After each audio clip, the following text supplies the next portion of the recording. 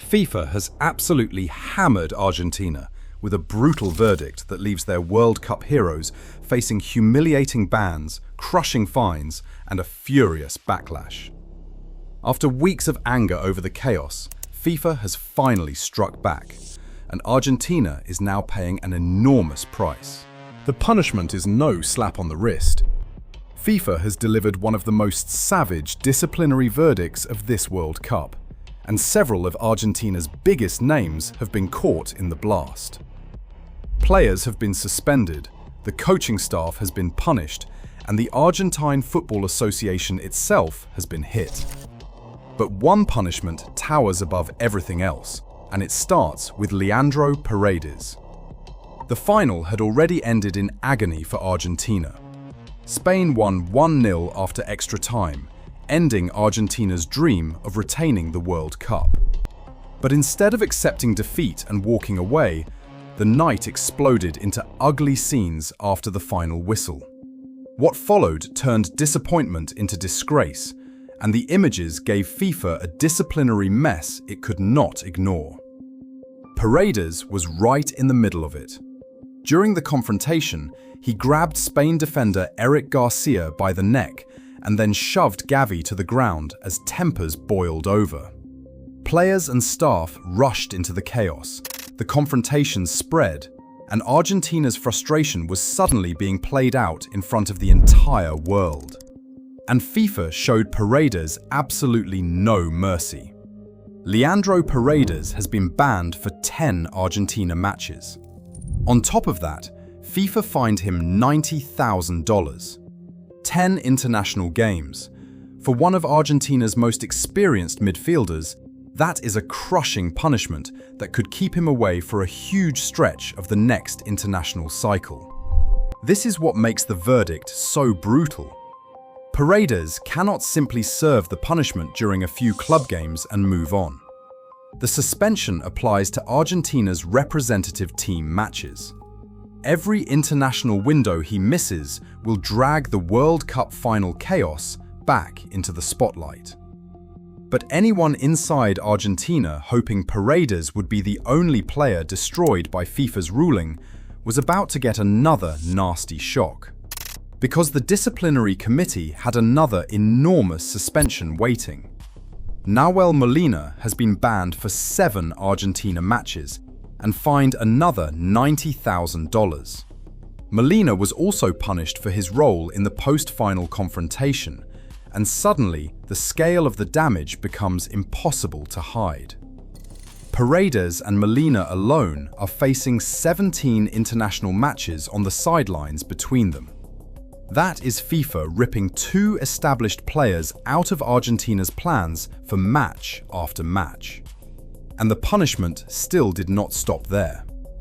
Thiago Almada has been suspended for 1 match and fined $30,000. Argentina team official Roberto Ayala has been banned for 3 matches and fined $30,000. Spain's Gavi was also given a 1-match ban and a $30,000 fine for unsporting behavior. But the overwhelming weight of the disciplinary fallout lands on Argentina. 3 Argentine players punished, a member of the staff punished, massive personal fines, 21 matches of suspensions across the Argentine contingent. And then came the part that makes this story far bigger than one post-match brawl. FIFA did not only punish the men involved in the chaos, it went after the Argentine Football Association itself.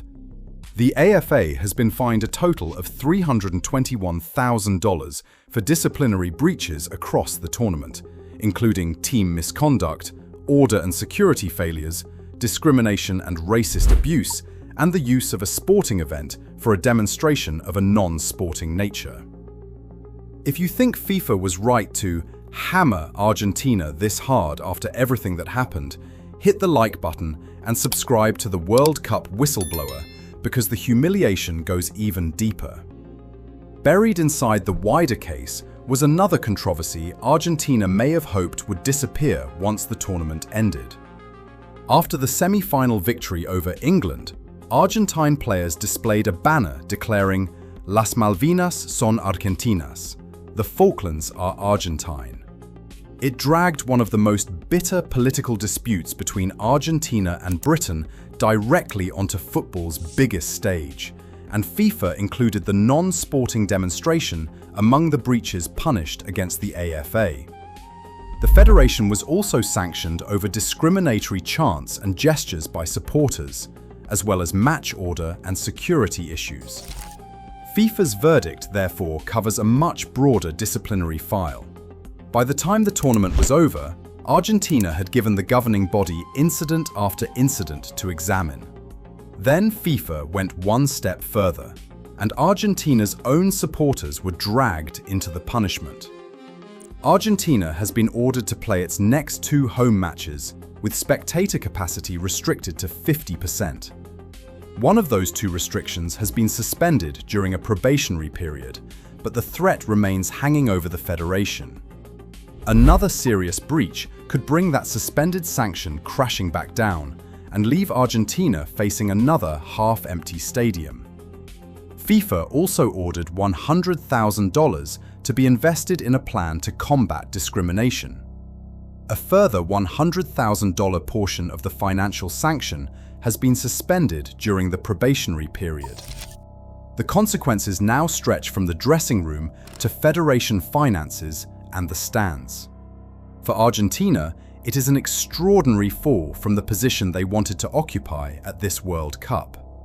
They arrived as defending champions, chasing another historic triumph. Instead, Spain took the trophy, Argentina lost control after the final whistle, and the tournament has now been followed by a humiliating disciplinary reckoning. And Paredes remains the face of it. 10 matches is the headline because it is the punishment that screams loudest. Molina's 7-match suspension only adds to the damage, while Almada and Ayala prove FIFA was willing to sweep through the wider Argentine camp rather than stop with one scapegoat. Argentina is now fighting back. The AFA has the right to request FIFA's full reasoning and challenge the decisions through the appeals process, with the possibility of eventually taking the dispute further. Reducing the bans on Paredes and Molina would clearly be a major priority. But an appeal cannot erase the verdict FIFA has already delivered. Argentina lost the World Cup final. Then its players lost control.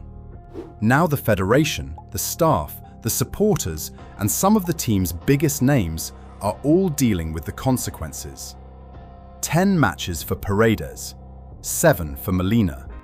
More suspensions around them, a massive federation fine, stadium restrictions, anti-discrimination measures, and further punishments still hanging over Argentina during probation. Argentina wanted this World Cup remembered for another glorious run to the final. FIFA has now ensured that the ugly ending will follow them long after Spain carried the trophy away. And unless an appeal produces a dramatic rescue, Argentina's nightmare is only just beginning.